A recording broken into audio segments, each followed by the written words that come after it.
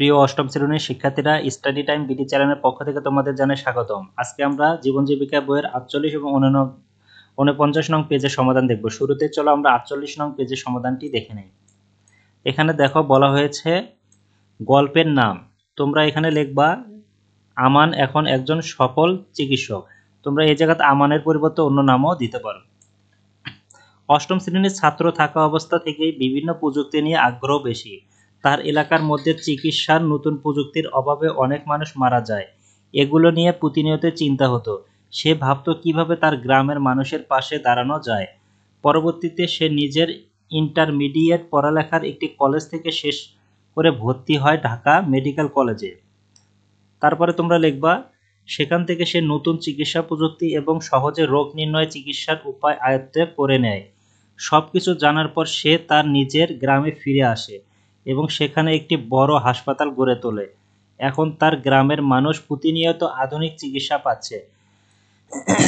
এখানে আর আগের মতো চিকিৎসার অভাবে কেউ মারা যায় না। এভাবেই সোহেল তার স্বপ্ন পূরণ করতে পেরেছে। এখানে সোহেল না দিয়ে তোমরা এখানে আমান দিয়ে নিবে, যার নাম উল্লেখ করবে সেই নামটা দিবা। এই হচ্ছে তোমাদের 48 নং পেজের সমাধান। তাহলে চলো এবার আমরা 49 নং পেজের সমাধানটি দেখে নেই। এই হচ্ছে তোমাদের 49 নং পেজের সমাধান। তাহলে দেখো 49 নং পেজে তোমরা এখানে লিখবা, এই কলমে লিখবে পেশার নাম, এই কলমে লিখবা কাল্পনিক পেশায় ব্যবহৃত হতে পারে এমন প্রযুক্তির নাম, আর এই কলমে লিখবা কাল্পনিক পেশার জন্য প্রয়োজনীয় নতুন দক্ষতা, আর এই ঘরে লিখবা উক্ত পেশার মানব কল্যাণে যে ধরনের ভূমিকা রাখতে পারে।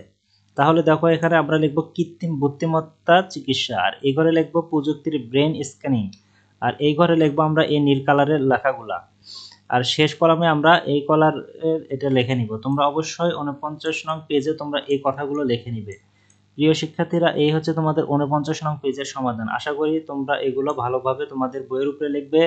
আর যদি তোমরা অন্যান্য সাবজেক্টের সমাধান এবং এই সাবজেক্টের বাকি পেজগুলোর সমাধান পেতে চাও, তাহলে অবশ্যই আমাদের চ্যানেলের প্লেলিস্ট থেকে ঘুরে আসতে পারো।